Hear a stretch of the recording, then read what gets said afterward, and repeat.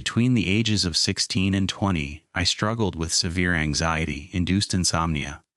It got so bad that I sometimes hallucinated, so my therapist eventually prescribed me sleeping pills. I took them and would sleep for 9 hours straight, not even dreaming. One night, I forgot to take the medication, but somehow managed to fall asleep anyway. It was rare, but not impossible. As was usually the case when I managed to fall asleep without help, I woke up after maybe 2 hours, feeling completely awake. Falling back asleep was now a distant dream.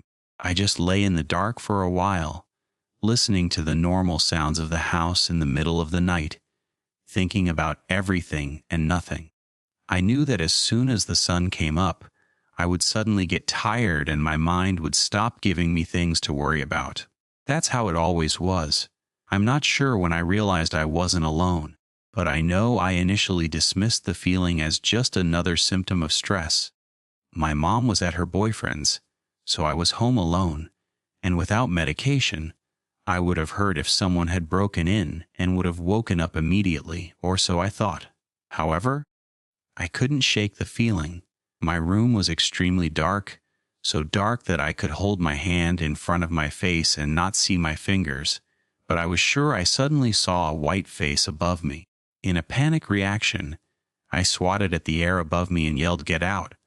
There was no one above me, but the door to my room opened, slammed shut, and I heard footsteps running down the stairs. I sat up in bed and turned on the light. My room looked normal and the house was silent now. Had I imagined it? Had I been dreaming after all?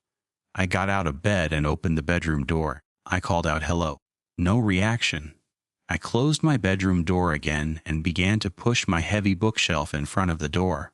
I had left my phone in the living room to charge, a habit I had kept from when I was trying to figure out how to stop the insomnia myself, so I couldn't call the police or anyone from upstairs, but I also didn't want to go downstairs. I hadn't heard a door open or close after the intruder ran down the stairs. He had to still be in the hallway. After my bookshelf was in front of the door, I decided it probably wouldn't stop anyone who really wanted to get in, but it would slow them down. I opened my window completely, which led to the roof. I thought if someone tried to get into my room, I could climb onto the roof and go to the neighbor's house, although I wasn't thrilled to try it because, knowing me, I would just fall off. I stayed in my room for hours, listening for any kind of noise. Nothing happened. Around 7 a.m., I convinced myself that it had all been some kind of strange nightmare and pushed my bookshelf away from the door again. I would go downstairs and call my mom to come home, just in case. It was already getting light by this time. I ran down the stairs and into the living room without looking around, still fearful. I didn't want to go back into the hallway, so I called my mom immediately. She was annoyed that I had woken her up so early, but promised to be home in about an hour. I stayed in the living room watching TV, and the hour turned into about an hour and a half until I heard the front door and then my mother screaming. I ran to her. She was standing in the hallway by the front door, completely shaken. Apparently, a man had been standing right behind the door when she opened it and had run past her and out of the house. He was tall, thin like a skeleton, with long unkempt hair and a beard. I hadn't heard anything since the first noise when he went down the stairs, so he must have been standing there the whole time, waiting for an opportunity to leave. I don't know what would have happened if I had discovered him there. I had just run past him without seeing him. We called the police and they searched our house. They found no signs of a break-in, but they discovered signs of life in the crawlspace in my room. There is a part where you can open the wall to store things. I had never used it, never even opened it, but apparently it could be done from both sides. The man had used this opportunity. The police found notes, pictures, and even some clothes I had lost. The notes were hastily scribbled and seemed to document when I took my medication and how long it would take until I was sleeping so deeply that I wouldn't notice anything, and how long the effect lasted. They were also a kind of diary. She fell asleep faster today. She woke up earlier today. She didn't come home tonight. She got up in the middle of the night to go to the toilet. I don't remember ever doing anything like that, but there was evidence of it. The pictures were all of me. There were some where I was sleeping, but the creepiest ones were those where I appeared to be awake. I must have indeed gotten up in the middle of the night to go to the toilet, but was so groggy that I didn't even notice he was there following me. I don't need medication to sleep anymore. Years of therapy have helped, and I have since moved in with my boyfriend. Still, I always check all possible places before I go to bed and refuse to sleep if I am home alone. They never caught the man. He is still out there, and it terrifies me. Next true horror story. I turned 18 in 2008, and on my birthday, for reasons I won't bore you with, I packed my things and moved out. For 4 years I lived in my car, worked from 6 to 2 as a barista, and from 4 to 10 as a cook. My plan was to work until I had enough money for my own apartment, to then either go to college or find a more stable job. Looking back, I don't know how I managed that, but by 22 I had saved a decent sum of money and began looking for a semi-permanent place to live. I lived in Los Angeles at the time, and although real estate prices weren't as high as they are today, it was still an expensive area.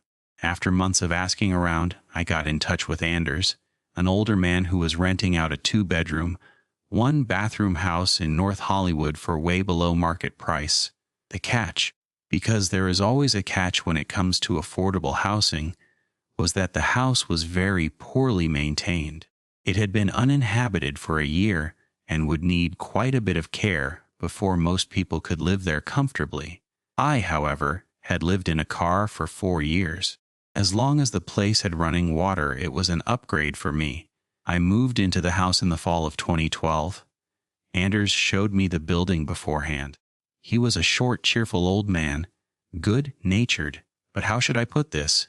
Maybe not quite as focused anymore due to his age. At one point during the tour, he showed me the bathroom, then the master bedroom, then the bathroom again, then the master bedroom again. He was just about to go into the bathroom a 3rd time when I gently guided him down the hallway. The house itself was habitable but worn down. Dim lighting from outdated fixtures cast long shadows on peeling wallpaper.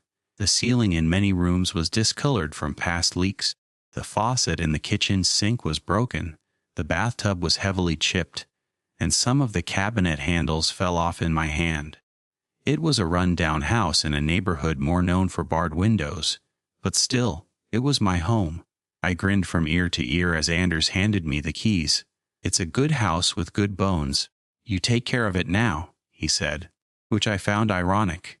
Before he left, he paused at the front door, put a hand to his chin, and looked past me into the house. I tried to follow his gaze but couldn't figure out what he was looking at. "Everything okay?" "Yes, just that something in the bathroom looks different, though I can't say what." "Ah, it's a good house with good bones. You take care of it now." And with that, he nodded and left me alone with my unpacking.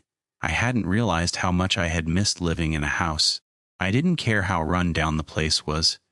Just having an accessible bathroom and a full mattress to sleep on made me feel like a king. After spending a few days cleaning the place up, I invited my sister and her fiancé over for dinner. It probably sounds stupid, but the newfound ability to host guests made me proud. In no time, I had made myself comfortable in my new home. That evening, after saying goodbye to my guests, I took a shower. The bathroom didn't have a traditional mirror above the sink. Instead, a wide, full-length mirror was mounted on the wall to the left of the vanity. As I stepped out of the shower and leaned toward the mirror to wipe off the mist, I noticed something strange in the condensation. Right at eye level was the word HI. I didn't know what to make of it. Somehow the letters seemed intentionally written. It was hard to simply dismiss it as the way the steam had settled. My sister had been in the bathroom shortly before her departure.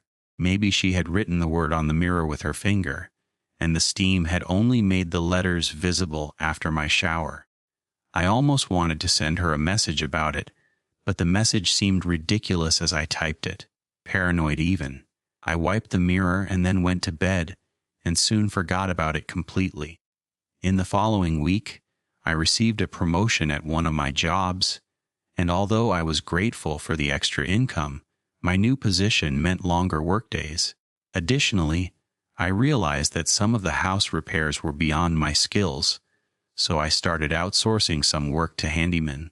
It was annoying to only have the house to myself at night, but with my busy schedule, I had no other choice.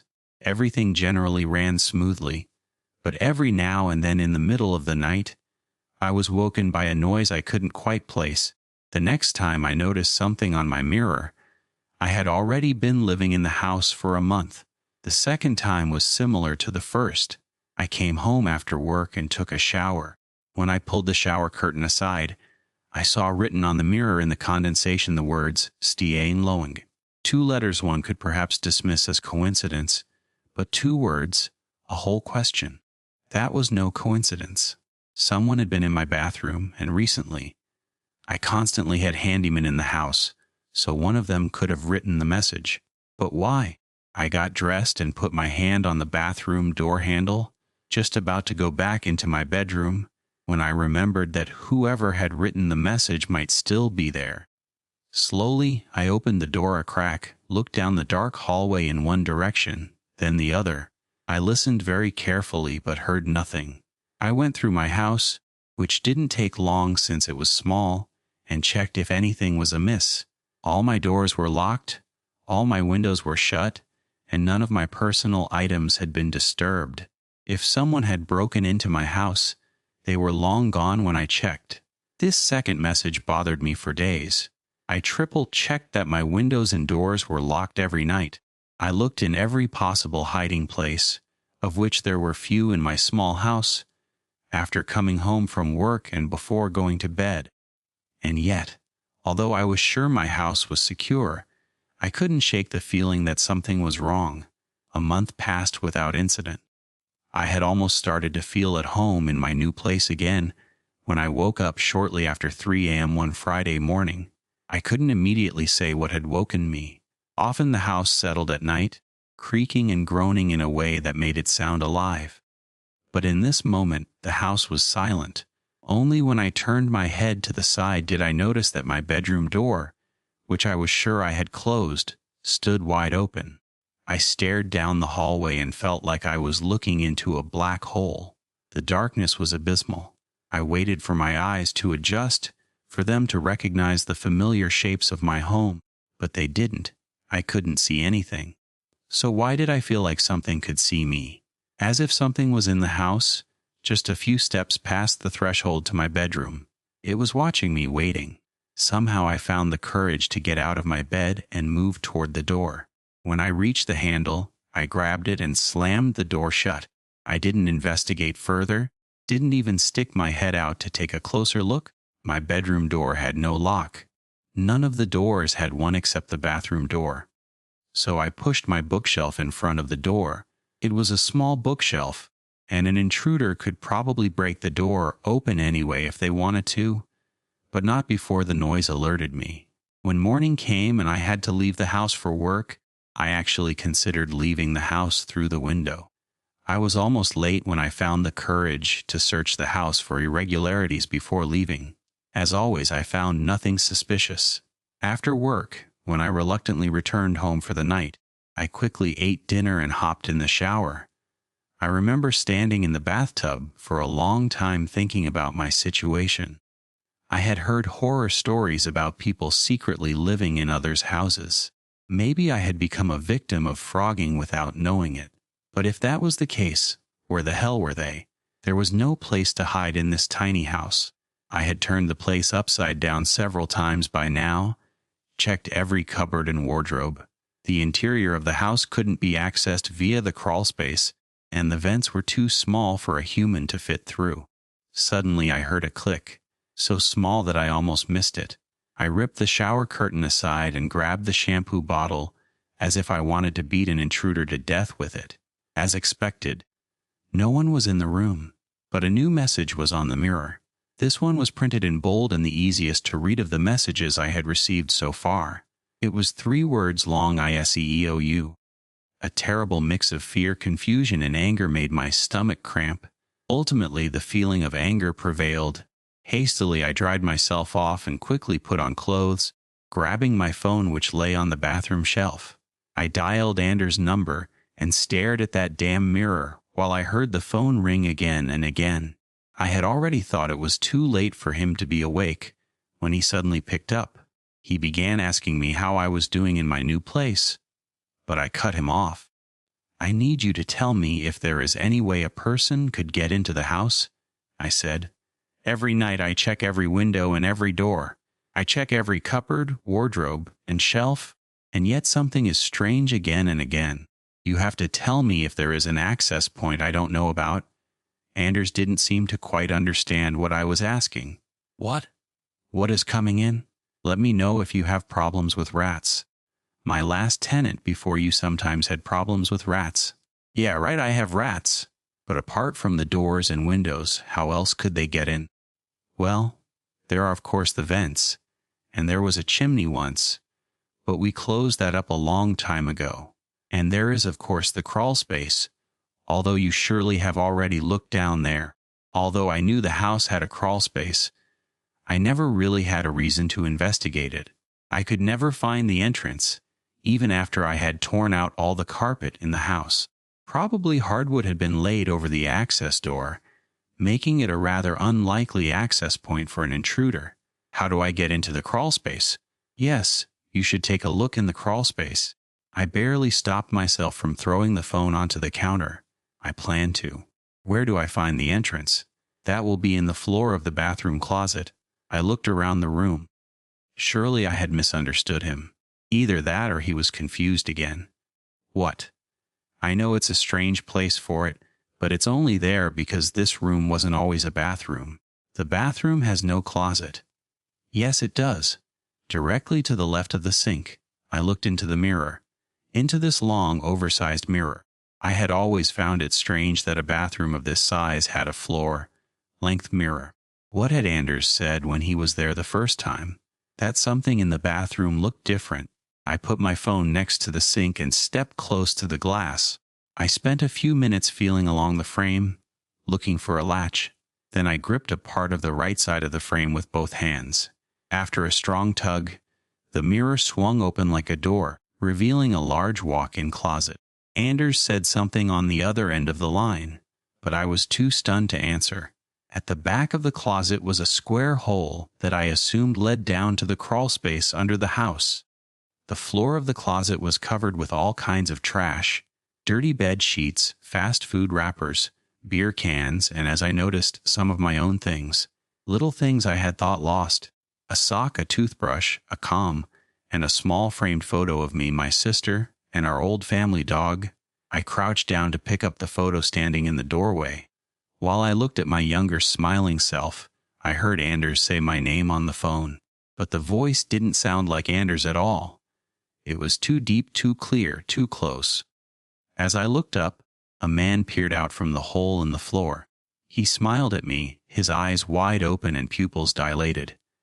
His smile so wide it looked painful, and his hair was long and matted.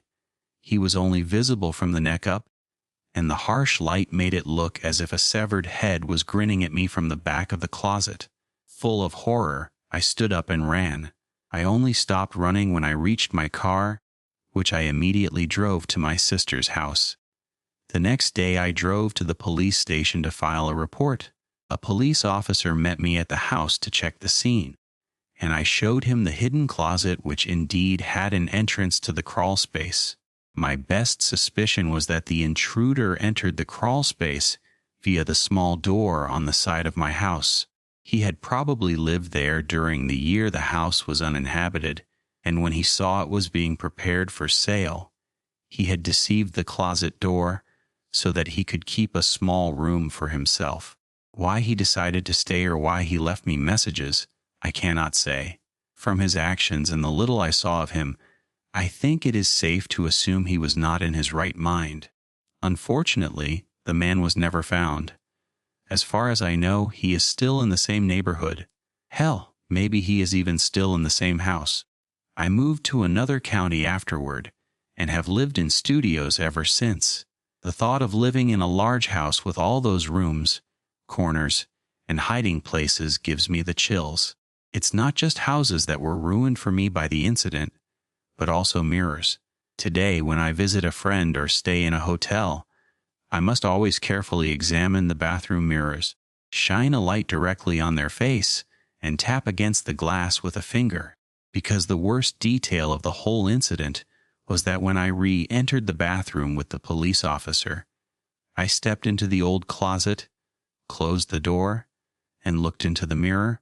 Instead of my reflection, I saw the face of the police officer on the other side of the glass. Next true horror story. My mother was on her routine night shift at the hospital, and I knew I wouldn't see her until the next morning, probably in a deep sleep on her bed, probably still in her uniform. I always made her breakfast before I went to school in the morning, so she would wake up to a nice meal. I use the word nice loosely. It was the best I could do since I am 16 and failed my home economics class last year. But my mother never cared about the toast, scrambled eggs, and turkey bacon plate I left on her nightstand. We had said goodbye around 10:15 p.m., and I made myself comfortable on the sofa with my dog to watch some TV. I turned off the light above us to set the mood and make it more immersive. I had managed one episode of Dateline when I decided I could enjoy the experience a little more if I got my bong. So I went upstairs and down the long, narrow hallway that led to my part of the house. I was the only occupied room on this side of the house. The other rooms were my father's old office and the guest room, although this room hasn't hosted a guest for years. Since my father's death, my mother and I didn't want to host other people here anymore. Instead, it houses the surplus of stuff I find at the end of every school year. Clothes I don't want anymore and want to sell or donate, paintings I worked on for months but never hung up, and other miscellaneous items that aren't used but can't be let go of. I opened the door to my bedroom and took the piece from my nightstand. It was almost a sculpture instead of a cheesy bong one imagines with a stoner. It was about 40 cm high and completely made of this blue hand, blown glass that reflected the color of the ocean after a series of stormy waves. The glass swirled in an upward motion to the mouthpiece, making it look as if it were water frozen in time. My favorite feature of this treasured possession was its ability to glow in the dark. After sitting in the sun for a while, spots in the glass glowed a bright green at night. I walked back down the hallway with it, then down the stairs until I sat on the sofa next to my dog, Peep. He was fast asleep while I started to grind the green sticky plant material. That was actually the name, plant material. It was this new strain I had just bought from my regular dealer from the next town. He had told me that he recently got a limited amount of this stuff and asked me if I could be one of his test subjects to find out if he should buy more of it. Without hesitation, I agreed. Discount on weed just to give my feedback. I would be a fool not to accept this offer, so I did. As I held it in my hand, I saw a multitude of colors reflecting off its crystals. It is common to see colors like purple and orange, but this stuff had reds, blues, and pinks. Strange, I thought, but I was overwhelmed more by curiosity than suspicion. So I proceeded to put some in the bowl and pack it tight with my lighter. After the first hit, I had the taste of ordinary weed followed by a slight trace of citrus. It was pleasant. I paid special attention to the experience so I could give the dealer a good, detailed report back as he had asked. About 15 minutes passed. Dateline was still running, and this particular episode seemed especially interesting to me in my new foggy state. The cushions under me almost started to conform to my body. I felt as if I were sinking, but at the same time weighing as light as a feather. My eyes began to get dry, and it became more of a task to keep them open than a natural ability. At that point, as I slowly began to move my eyes behind my lids, I noticed that I had fallen asleep. It must have been a while because I felt so sluggish, as if it took all my strength just to fully open my eyes. The light above the living room was still off as I had left it, but all other lights on the ground floor were also on, something I hadn't done. It was now pitch black everywhere except in the radius of the light radiating from the TV, which wasn't very far. The second thing I noticed was what sent a cold shiver down my spine and made my heart stop for a moment. I was paralyzed. I was physically unable to move any part of my body except my eyes, fingertips, and toes. I could only make slight twitches, but it cost me so much strength to do so. There I lay, almost completely paralyzed and unable to move or scream for help, while the TV continued the program as if I were still an attentive, approving viewer. Peep was still sleeping soundly next to me, blissfully unaware that just a few inches away from his sleeping little head, I was experiencing living hell. I tried to reach for him. Maybe he would wake up and sense my stress and what then? I thought to myself. What the hell could happen now that could help me in this situation? The answer was nothing. I felt that Keith Morrison was mocking me now, and the sofa cushion underneath, which once felt made for me, was now stiff and cold, as if every thread in the fabric rejected contact with my body. I sensibly began to panic, not because the realization of my situation set in, but because I heard a creaking from upstairs. I knew this house like the back of my hand. It was the only house I had ever lived in, so I knew that every floorboard had its own distinct creak, and this one I recognized as the one at the top of the stairs. Someone was in my house and standing at the top of the stairs that led directly into the room I was in. Every further crack made my eyes water. The fear I felt distorted every sound, so that it sounded as if it could imitate the breaking of a rib bone. The slow descent of the stairs made my stomach turn, and my body writhe in internal pain. I stared at the one visible step from my position on the sofa, which made me want to back away and seek safety in the sofa. I didn't want to see the intruder, the person who could do whatever they wanted with me in such a vulnerable state. But I couldn't tear my eyes away from the step. I knew danger was coming closer, but I couldn't look away. If someone wanted to do whatever they planned, I would see it whether I really wanted to or not. Seconds felt like minutes. My heart raced so fast that every beat seemed like moments apart. I was wet with sweat, even though my body couldn't move. The sound of the TV faded gradually and was replaced by a long, piercing ringing. The squeaks of the stairs near me echoed as the unidentified being stood with its weight on them. Through the dim light, I could make out a shadowy hand holding the wall that blocked my view of the stairs and the person on them. What broke the moment of silence was the faint, muffled scream that came from my throat. It was the only sound I could produce in my paralyzed state. I was like a deer in headlights, the perfect victim for any predator. It was hard to say if I was still paralyzed, or if it was pure fear paralyzing me in this moment. The hand methodically lifted its fingers and slowly tapped each one of them back down, creating a sickening drumming. Once, then twice, then 3 times the solitary hand struck before the rest of the body revealed itself slightly as it reached the last and final step. As its entire form became visible, my wide, open eyes followed it up to a height of about 7 feet. It was gigantic. Its arms were as long as its body height, and the creature's face had a mouth that stretched from side to side. It wore a repulsive expression that could only be described as a smile, as it had no teeth. Just a huge mouth, wide open, with bleeding gums dripping onto my wooden floors, signaling to me that this was no product of imagination but a real, dangerous threat, and I had to act immediately. The thing let me fully absorb its hideous appearance, so that its next performance was all the more terrifying. It produced a series of guttural, repulsive sounds that could only be described as laughter. It watched me summon every bit of energy simply to scream or move, and found pleasure in my misery. All I could do was cry silently.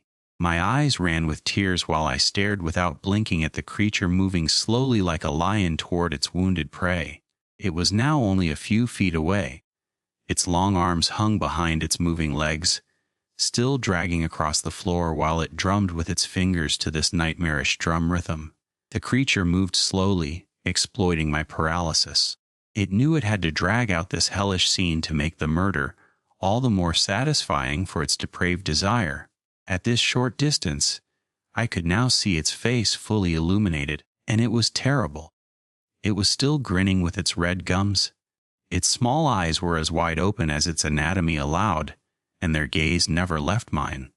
It had a nose, but it was just a hole that looked as if it had been drilled by whoever created this vile being. It was almost as if it were human, but the devil seemed to have poisoned this one. It was now close enough to smell my fear and see the glimmer of hope for survival fade in my eyes. I had to do something. Anything that made me feel like I had at least tried to fight for my life. Then I saw it out of the corner of my eye. That faint green glow just a few inches from my frozen hand. My bong. Despite all the chaos, I had forgotten it. But something inside me screamed for me to try moving again. So I did. I focused all my energy on moving my hand to grab my newly chosen weapon, and by a miracle that was only born of a miracle, it worked. I was able to grab it, and within seconds I swung the thick glass over the creature's head, again and again. Its blood was not red like the color dripping from its toothless smile, but it was dark black. The tar like slime was everywhere. I felt it hit my face, get into my mouth. I saw it cover the couch, the floor, and the walls. The scene was brutal. The once terrifying creature was now smashed and bent in countless directions, now somewhere between the state of solid and liquid. Its face was no longer distinguishable from the other destroyed parts of its body, and I smiled. I smiled now that this thing no longer had its smile. I stood over its body, a mix of shock, adrenaline, and morbid joy that I almost laughed if it hadn't been for my intense panting. I couldn't stop breathing, gasping for air while a rush of blood streamed into my brain. I woke up with the comforting feeling of bed sheets and a pillow under my head. The relief that it was all just a dream flooded my body as I slowly opened my eyes and stretched my limbs. But I couldn't. My arms were prevented from moving further than my hips. The sound of metal hitting each other drew my attention to the handcuffs, and my wrists connected to the bed rails. Then I heard the slow and continuous beeping that had previously been hidden in the background, and it came to the foreground as I began to scan my surroundings. I was in a hospital room, still covered with this sticky, metallic-smelling substance, although it wasn't the deep black I had seen before, but blood red. The unknown voice of a man brought me back to the present and out of the fog. "Miss," the officer began in a low, cautious tone, "do you remember anything from last night?" The question made my face look almost offended after a moment of reflection. Of course I remembered. I don't think I can ever scrape that hideous smile out of my memory.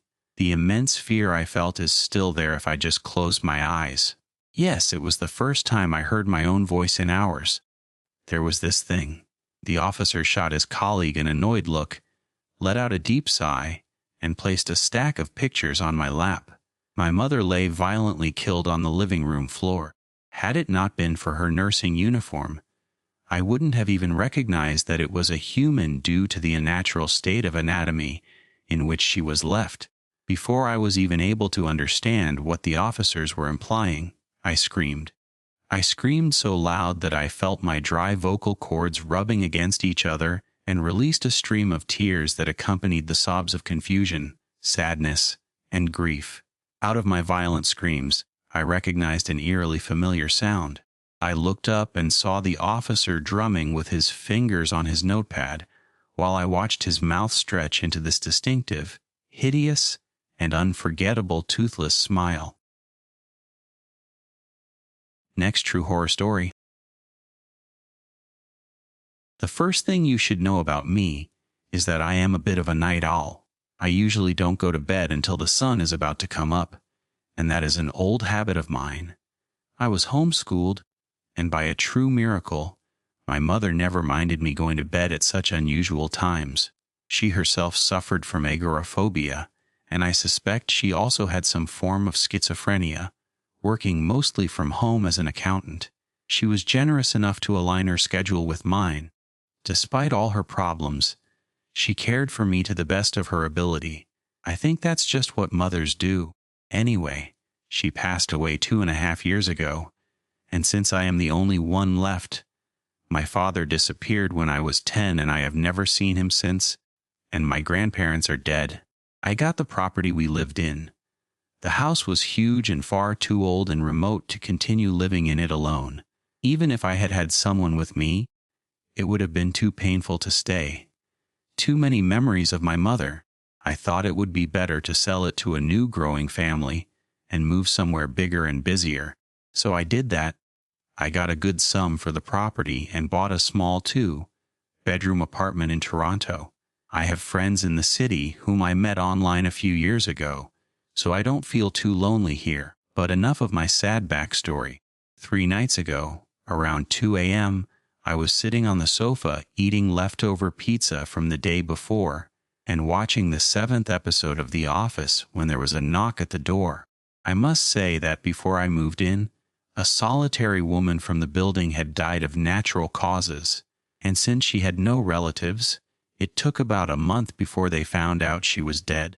Allegedly, the juice of her decaying body had seeped through the floor into the ceiling of her neighbors on the ground floor, leaving disgustingly foul little drops in their living room. That's how they found it. The smell is always a dead giveaway, no pun intended, of course. Since then, everyone living here has started a joint initiative to involve us loners in more social activities, and that includes checking on us now, and then to make sure we are still breathing. But of course, always with a safe distance.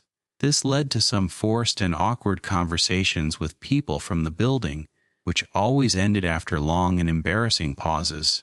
I find most neighbors a bit strange, the way they act as if talking to you is their part-time job. Even if you don't want to talk to them either, they say, "Hello, how's it going today?" Act as if they are listening to your answer, and then sign off for the day. Tomorrow it will be someone else's shift, someone else's problem. Strange, to put it mildly. So when I heard the knocking, I found the timing really strange, but it didn't really strike me as odd. Just more like an overly concerned neighbor with a terrible case of guilt-driven sleep deprivation. While searching for my mask in the dark, I asked who was there, but there was no answer. As I approached the door to open it, my hand just a few inches from the handle, there was another knock. I stopped, my hand frozen in motion. I asked again, but this time with a tremor in my voice that I didn't recognize. In return, I got silence. Finally, I looked through the peephole only to find the hallway completely empty. I took a deep breath and told myself that it was probably one of the kids down the hall playing a prank on me. They always looked like the mischievous type, and even the quarantine didn't stop them from running through the hallways. That night, I lay in bed staring at the ceiling, and relief came when the sun rose. I had almost forgotten the strange event when it happened again the following night. I had spent most of the day drowning my isolation-driven loneliness in alcohol when I smelled something strange near the kitchen. I couldn't exactly make out where it was coming from, so I searched my fridge and the cupboards to find out what had gone bad so I could throw it away. I found nothing. Maybe a mouse had come in and died somewhere in the kitchen. I didn't know. Something stank, of that I was sure. As I was about to put all the food back into the fridge, I heard the knocking again. It surprised me so much that I dropped the jar of pickles, and it shattered on the floor. My heart beat so fast that I could almost feel the blood racing through my veins. It made me dizzy and somehow confused. The white of my walls mixed with the pale spots in my vision. Maybe this was what it felt like to have a heart attack. Slowly and carefully, I walked over the now sharp and wet surface toward the front door when I suddenly realized, finally, that the reason for my panic wasn't the knocking sounds themselves, but where they were coming from. Fighting against my better judgment, I turned around and my eyes landed on the door of the guest room in the apartment. It was coming from inside the apartment. I thought about simply opening the front door and running into the hallway, but before my mind could make a decision, the handle began to turn. turning slowly while the dry metal squeaked. My body moved of its own accord, bringing me toward my bedroom and further into the room. Inside the apartment. It came from inside the apartment. I locked myself in the safe space of my bedroom and tried to banish the fleeting moment from my head when, glancing at the door of the other bedroom, I could swear I saw a gray bony hand just about to cross the threshold. It is safe to say that I didn't sleep that night. Morning came again, and with it a momentary relief, a glimmer of hope that I would find comfort in the light that flooded my small apartment. But it was short-lived. The night would come again eventually. I turned to one of my neighbors to ask if they had noticed any pranks or disturbances lately. I dared not speak the word loud, not even to myself. The woman who lived across the hall from me said through the crack of her only half-open door that she hadn't noticed anything unusual. Sorry. Her neighbor wasn't even home when I knocked. Or at least I think so. I thought I heard muffled footsteps right after I knocked on the door. But oh well, it doesn't matter. In a last attempt not to experience the fading light alone, I called two of my friends to ask if I could sleep at their place or if one of them could come to me. But nothing came of it. They thought it too dangerous to expose themselves to new environments as long as everything was still so uncertain and not even remotely contained. Can't really be mad at them. Alana offered to video chat with me all night, but it felt stupid to worry about something that most likely wasn't even real while there was a real crisis around us. I politely declined, and after we chatted a little more, I said goodbye. It goes without saying that I was alone. A voice in my head that sounded surprisingly similar to my father's harsh one kept saying that I was losing my mind. Just like your mother, it said. You are going crazy just like your mother, child. You are crazy. Over and over again. And maybe I was. Maybe my sanity was always hanging by a thin thread, and the social isolation had finally brought me to the edge of my nerves. It would be neither unpredictable nor unusual. Everyone struggles. You aren't special just because you suffer. My father in my head said it again, and I had to agree. The facts were, in increasing order of their absurdity, I smelled things. I heard things. And I had seen something too. All of this could be explained by ordinary reasons like dirty pipes or a bad smell from another apartment, the kids playing pranks, and maybe even a secret infestation of black mold spreading under the new wallpaper making me see things that don't exist. Or maybe you are just losing your mind. Maybe. Anyway, things could be explained. I repeated these words like a mantra and prepared myself for the coming night. And indeed, the third night came, and with it the certainty that my arguments had less and less meaning the further the clock ticked. I watched the hand turn as if my life depended on it. 10, 11, and then midnight. I was sweating, shaking, and so damn hungry, but I dared not move from my spot in the weak shelter of my bedroom. Time seemed to pass endlessly the longer I stared at the clock. A watchpot never boils, child. It gets maybe a little warm, but never hot enough to be useful. Fun AM. Then, too, I tried to stay calm, but in the back of my mind, I only thought of that thing knocking on my door again. I knew it would come when I caught a whiff of the smell. God, what a terrible smell. Like a fatty piece of decomposing meat that had just materialized on the other side of the door. Although I covered my mouth and nose hoping not to smell it anymore, the smell got stronger. It burned through my nostrils as if I had dived headfirst into a swimming pool, and instinctively I gagged. I barely had time to compose myself when I heard it again. A knock, and then right after the second. This time quiet, almost lazy. Like when I was absorbed in a good book and my mother wanted my attention but didn't want to disturb my flow of thought. Knock, knock. Who is there? Such a common sound. I must have heard it hundreds of times. Had suddenly become my worst nightmare. Shortly after, the door handle began to turn. Exactly like the previous night. Slowly, without haste, I closed my eyes and took a deep, calming breath. The door was locked. I had made sure to lock the door. The door was locked, it was. The handle turned with force, quickly. Again and again. Whatever was outside wanted in. I could no longer hold back my fear. My vision was blurred by tears. The door was locked. I had made sure to lock the door. Suddenly the handle made a cracking sound and turned completely around. No luck, little one. The gentle creaking of the wood told me that the door was open. Like a moth flying to its inevitable death in the flames, my gaze focused on the open door. Two incredibly thin arms emerged from the darkness. The long nails dug deep into the wood, making way for an equally fragile body dragging itself across the floor. Her eyes were nothing more than two empty milky white spheres. Lifeless, empty. And yet it felt like she was looking directly at me. With a hint of lack of hope, I crawled back to the bathroom door, my last refuge. In my state of confusion, she grabbed one of my ankles, and I saw the skin around her decaying hand begin to sprout with black veins. I kicked and screamed and somehow managed to lock myself in.